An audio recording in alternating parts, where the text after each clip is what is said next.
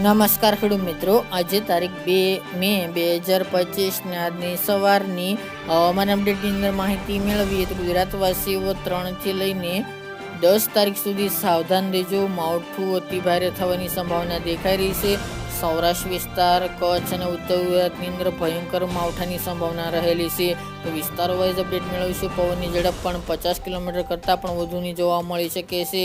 કમોસમી વરસાદથી ગુજરાતના ખેડૂતોને ભારે નુકસાનની ભીતિ, તો તેની સંપૂર્ણ અપડેટ મેળવીશું વિસ્તાર વાઇઝ. ચેનલમાં નવા હોય તો ચેનલને સબસ્ક્રાઈબ કરી નાખજો અને વિડીયોને લાઈક આપીને શેર કરી દેજો. મિત્રો, હવેથી ગુજરાતની અંદર હવામાનમાં પલટો શરૂ થવા જઈ રહ્યો છે. આગામી 3 તારીખથી 3 થી લઈને 11 મે દરમિયાન ગુજરાત રાજ્યના હવામાનમાં પલટો આવશે.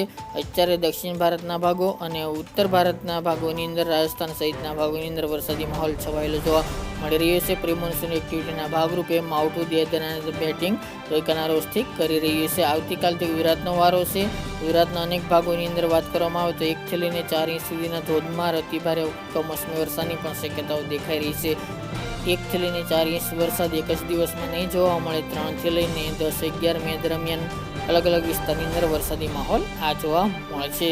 વરસાદની સંભાવના ખાસ કરીને વિસ્તારોની વાત કરીએ તો રાજકોટ, જૂનાગઢ, ગીર સોમનાથ, અમરેલી, ભાવનગર જેના તાલુકાનો સમાવેશ જોવા મળી રહ્યો છે. સોમનાથ છે, જામનગર, દ્વારકા, સુરેન્દ્રનગર આ સૌરાષ્ટ્રના ભાગોની અંદર વરસાદી માહોલ છવાશે.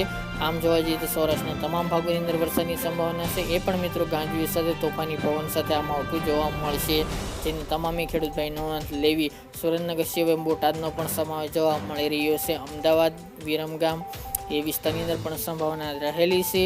આ સિવાય ઉત્તરની અંદર થરાદ, ધાનેરા, ભાંભર, રાધનપુર, દિયોદર, ભટસન, ડીસા, પાલનપુર જે મહેસાણા પાટણનો વિસ્તાર છે, થરાદ જિલ્લો છે, સાબરકાંઠા, બનાસકાંઠા, ઉત્તર ગુજરાતના પણ 4 જિલ્લાની અંદર વરસાદી માહોલ છવાયેલો જોવા મળશે.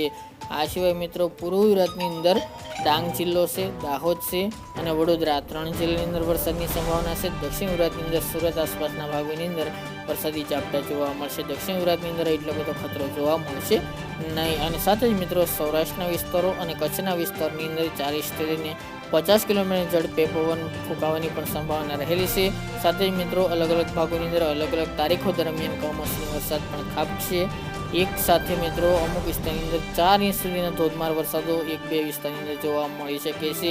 જેથી તમામે ખેડૂત ભાઈ નોંધ લેવી અને તમારો સામાન અને ખાસ કરીને ઉનાળુ પાકને સાચવજો, કારણ કે આ માવઠું અતિ નુકસાનકારક સાબિત થવાની સંભાવના પૂરેપૂરી દેખાઈ રહી છે. સિસ્ટમમાં કોઈ પણ ફેરફાર નહીં થાય તો અરબી સમુદ્ર લઈને ઉત્તર ભારત સુધી આ ટ્રફ લંબાણો છે અને ખાસ કરીને એક અસ્થિરતા સક્રિય બની છે, જેના કારણે ગુજરાતના અનેક ભાગોની અંદર વરસાદી માહોલ જોવા મળી શકે છે. વિસ્તારો હજુ પણ આમાં ફેરફાર રહેશે તો અપડેટ આપતા રહીશું.